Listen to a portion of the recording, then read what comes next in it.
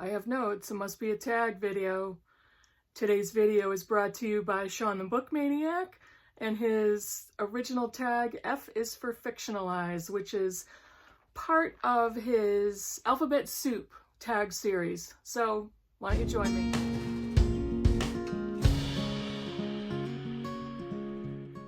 Hi BookTube, it's Kim at K. Becker's Books, and today I have a tag video, like I said, developed by Shawn the Book Maniac, and this is the F for Fictionalize tag. Shawn developed all of these original Alphabet Soup tags, and the letters of the alphabet come in no particular order. Today's is F. So I will be looking down at my notes, so try to get past that. The first one is F is for Fictionalize. Any or all of these.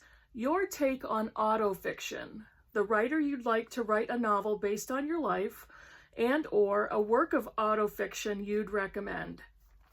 My take on autofiction is it is a novel which is biographical in nature. So novels are fiction books.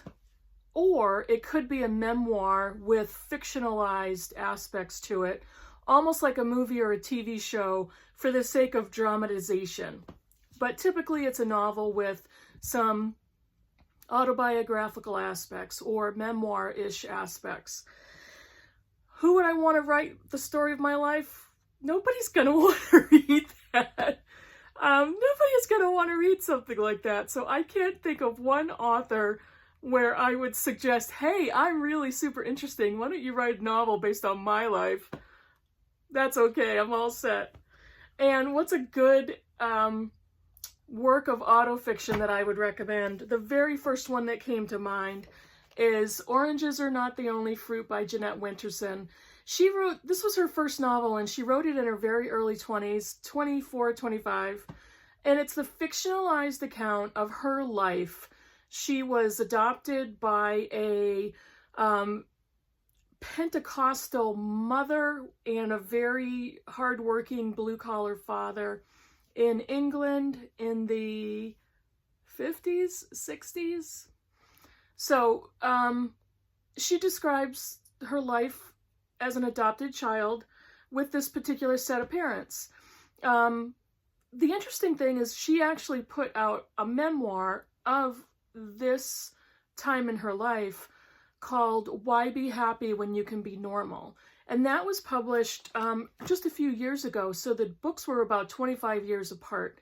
I really enjoyed this novel much more than her memoir, but this is an excellent example of autofiction. Would definitely recommend that. Number 2 is F is for Farm, a great book set on a farm or about farming and or one you want to read. And I have two. One of them I already have read and the other one I want to read. This one is Margaret Walker's Jubilee. Now, I read this during Black History Month in February, and this was Margaret Walker wrote this in 1966, I believe. I think I remember talking about that because it was the year I was born. And this is set in the South at the time of slavery, and it talks about a woman named Virey. She was born into slavery, and the entire book spans her life. But she ends up getting married to a man who they gain their freedom and they are given land to farm on. So it's a difficult book in reading it in the aspect of reading about slavery, but it's also fascinating with what they do to survive and how their farm grows and what they do with their property.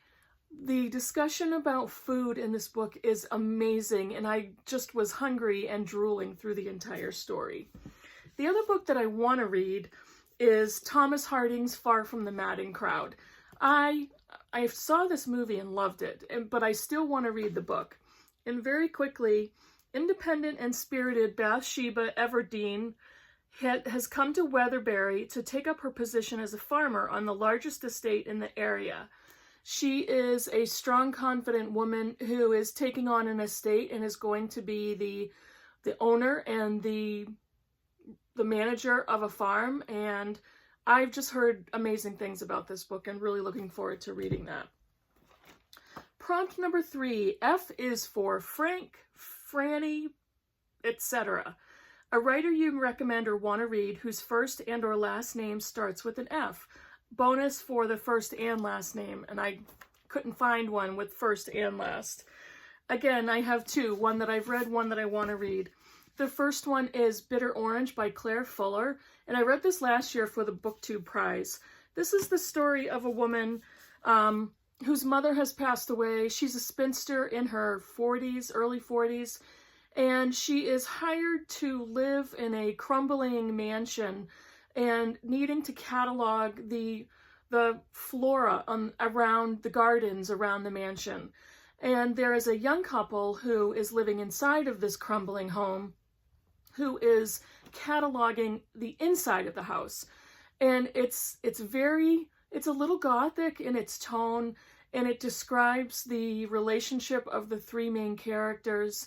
There's backstory, and the twist at the end is like, whoa. Maybe not necessarily a twist, but the event at the end of the book is like, oh my gosh. And it kind of talks about how these three main characters wrap around each other. It was really good, and this was a great example of a book I probably never would have picked up on my own, and I loved reading it. And the one that I haven't read yet is At Freddys by Penelope Fitzgerald, and the title has an F in it, so maybe that counts a little bit of bonus. Penelope Fitzgerald wrote the book The Bookshop, and there was a movie about that book. The movie was a little odd. The book itself was a little odd, but I still enjoyed reading it because it was a book about a bookshop. And this one is At Freddys, and the summary very quickly is, it is the 1960s in London's West End, and Freddie is the formidable proprietress of the Temple Stage School, which supplies child actors for everything from Shakespeare to musicals to the Christmas pantomime. Of unknown age and provenance, Freddie is a skirt-swathed enigma, a woman who by sheer force of character and single-minded thrust has turned herself and her school into a national institution. Anyone who is anyone must know Freddie. That sounds really good, so I'm really looking forward to reading that. Let's see. F is for The Love of God. An experience of extreme exasperation while reading about a book in its entirety or a smaller section thereof. This was one of the few, maybe 2 or 3 books I ever started to read and very quickly just hated it and was so frustrated by it that I threw it away. I know, I threw a book in the trash can. I hated it that much. And it's unfortunate because it's a very well-known book. It's a Pulitzer Prize winner, believe it or not. And it's Jennifer Egan's A Visit from the Goon Squad. I could not, for the life of me, understand why that got so much praise and so much press. You know, experimental writing and playing with format and playing with language. I get it. I couldn't stand the book and I threw it away. I was so frustrated with it, and you know, looking back, I tried to read this a few years ago. I don't know why I was so frustrated. I really hated the form. I hated the characters. I hated the language. So I guess I do know why I didn't like it. Prompt number 5. F is for Find, a book with lots of F's in the title. Bonus for more than 2. For whatever reason, I don't have a lot of books with F's in the title, but I did find this one. It's Kate Atkinson's Life After Life. This is my library copy, so it's shiny. There's 2 F's in the title. No, there's 3 F's. There's 3. The F and after I even forgot to count, so I get bonus for this. There's 3 F's in this title. I haven't read this yet, and this is one of those books that I've seen all over BookTube, and I'm dying to read it. And let's see. On a cold and snowy night in 1910, Ursula Todd is born to an English banker and his wife. Ursula dies before she can draw her first breath. On that same cold and snowy night, Ursula Todd is born, lets out a lusty wail, and embarks upon a life that will be, to say the least, unusual. For as she grows, she also dies, repeatedly, in a variety of ways, while the young century marches on towards its second cataclysmic world war. So I've seen this everywhere on BookTube, and have heard nothing except glowing reviews, and it has 3 F's in the title. So there you go. Number 6, F is for Father, a work of fiction in which fatherhood is a central concern. You might think that the next two selections are a little weird or a little off, but hey, I interpreted it the way I did. So the first one is John Irving's The World According to Garp. I've read this book about 8 times, and if you've watched my videos, I don't reread very often, but this is one of my favorite books of all time. And I haven't read it for a while, and I'm almost afraid to read it again because I think I may not like it as much as I have in the past. And I think that's why I don't reread very often, is I'm intimidated to not like the book as much as I used to. So maybe that's why. Garp, T.S. Garp is the main character. And this book begins with the story of his mother and how T.S. Garp was conceived and born, and the life that he lives with his single mother, and how he grows up, and kind of the adventures and the calamities that befall him in his life.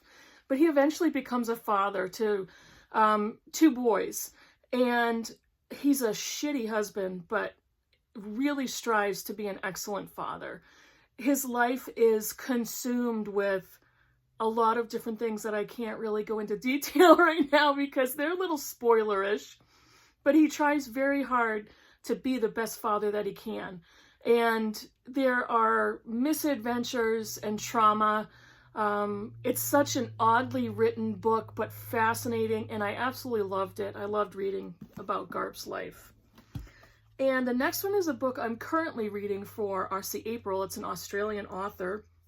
It's called A Loving Faithful Animal by Josephine Rowe. And it's a very short novel with a constant presence of the father throughout the novel, even though he is rarely in the actual narrative in the scenes. He is an Australian man who was sent to Vietnam and spent a year in Vietnam, and it describes the woman that he eventually finds, and I don't even know if it says whether or not they actually got married, but they end up having 2 daughters, Lainey and Ruby, and like I said, the father's presence is throughout the novel, but he's not in all of the scenes. It is the dynamic between the woman, his wife, common law wife for all intents and purposes, and it's her feelings about her husband. You see and you hear and read some perspective from the daughters about their father. He has a brother who has stayed with the family, and his presence is there while the husband and father is absent. So far it's a fascinating book. I think I'm about a third of the way through. The writing is exceptional, and it's a very daring way to look at a family, and very daring writing, and it's her first novel. Prompt number 7, F is for Finland. This was a really random prompt, Shawn, so this was very interesting to do. F is for Finland, a book set in Finland or by a Finnish author you'd recommend or would like to try. I can say that, guarantee, I have never read a book by a Finnish author, and I don't know if I've ever read a book set in Finland or with a Finnish character. But I do have a book that I want to read, and it is by Sophie Oksanen, When the Doves Disappeared. Sophie Oksanen is a Finnish writer, Finnish author. She is Finnish-Estonian, and she's a novelist and playwright. She's received numerous prizes for her work, including the Swedish Academy Nordic Prize, the Prix Femina, the Budapest Grand Prize, the European Book Prize, and the Nordic Council Literature Prize, and she lives in Helsinki. Now, from what I've heard, I looked into her a little bit, and I've seen others on BookTube talk about her books. This one she's the author of Purge, which I don't remember where I saw that on BookTube, but looks fascinating and harrowing to me, and I was kind of interested in picking that one up as well. 1941, in communist-ruled, war-ravaged Estonia, 2 men are fleeing from the Red Army. Roland, a fiercely principled freedom fighter, and his slippery cousin Edgar. When the Germans arrive, Roland goes into hiding. Edgar abandons his unhappy wife, Judith, and takes on a new identity as a loyal supporter of the Nazi regime. 1963. Estonia is again under communist control, independence even further out of reach behind the Iron Curtain. Edgar is now a Soviet apparatchik, desperate to hide the secrets of his past life and stay close to those in power. But his fate remains entangled with Roland's and with Judith, who may hold the key to uncovering the truth. So that looks really interesting, and I really like this cover. It's deckled edges also. Yeah. When the Doves Disappeared by Sophie Oksanen. Prompt number 8, F is for Fangirl, a new or new-to-you writer you're excited about. I first read this author very early last year, and this is N.K. Jemisin's The Fifth Season. This is the first book in the Broken Earth trilogy, and once I read this was a 5-star read for me.